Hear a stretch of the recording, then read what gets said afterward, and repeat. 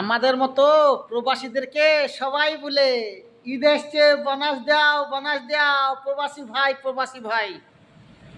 দেখবে এই দেখো, ভোরবেলাতে মাছ মাংস মুখে ধরে না, তাই ছানা পোড়া খেতে ভালো লাগে।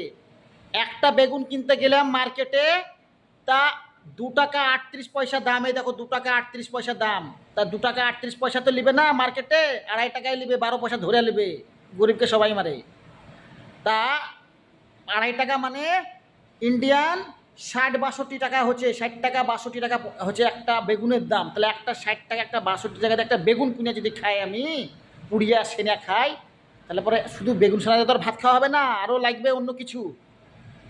তাহলে পরে কতটা চিপ রেটে চলি আমরা। দেখো প্রত্যেকটা প্রবাসী, আমার মতন প্রত্যেকটা প্রবাসী হিসাব করে চলে, চরম কিপটেমো করে প্রত্যেকটা প্রবাসী।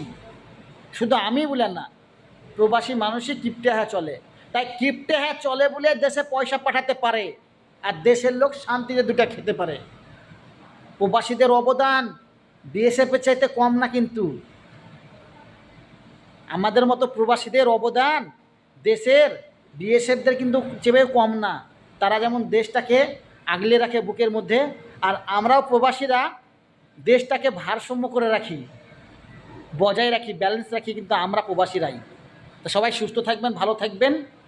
ভিডিওটা ভালো লাগলে সবাই শেয়ার করে দেবেন।